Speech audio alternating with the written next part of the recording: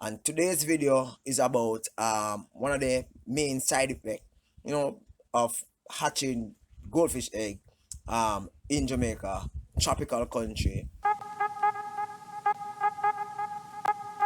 Hey, welcome again to another episode. Welcome again to another episode of Fish Keep in Jamaica. Welcome to my channel.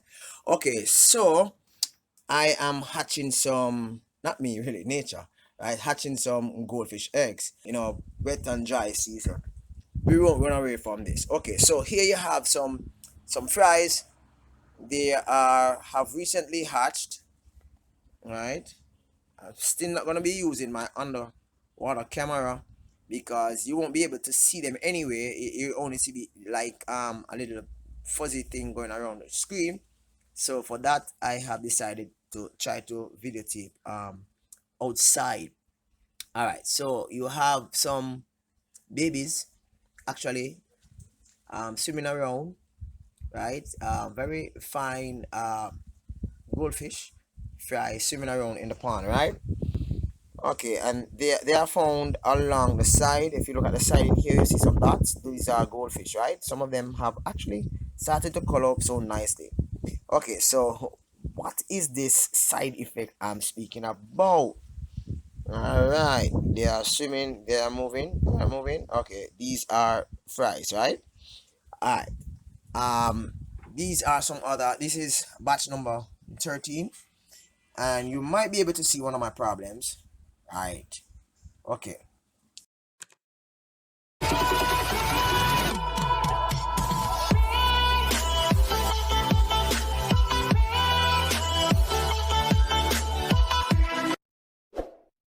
And you might be able to see some of the fries they have recently hatched because I was like in the water, and they have some fries in the water. They are at the sidings. They are very fine. You might not be able to see them on camera, but I'm able to see them, right? They are very fine. They are all around the edges of the container. The side effect, the primary side effect in which I have in actually breeding, keeping um goldfish are these things. These are referred to as mosquito larvae. Right, one of the hardest work for me as a fish keeper, as a fish breeder, is to practically extract these from my ponds as they actually find themselves through the mesh that is used to primarily cover the containers. Now, the mesh is primarily used so as to deter frogs from going in and them fly and dragonfly from laying eggs, right? These are more terrible than the mosquito themselves, right? Mosquito larvae, they will bite humans, right, and it can be a problem. Whereas if like for example, you can get malaria, dengue, and some other mosquito borne diseases as a result of a single mosquito bite, right? But when it comes on to them's fly, and not to say that humans are not important, but when it comes on to them's fly and dragonfly nymph, these can practically deplete your stock. They will practically consume your fish, right? So the mesh was primarily purchased with those in mind. Now, for the next batch in which I plan to get, here the fries are actually coming up a little bit more to the top, right? And with this container, with this colored container, I shared in one of my videos before, I'm able to see the fries as they actually marshal their way around the edges. Now, this is a spawning map. I don't think all the eggs have actually hatched so far, so I'll leave it for probably a one day, another day. So in my next video, probably you might be able to see the fries actually swimming, right?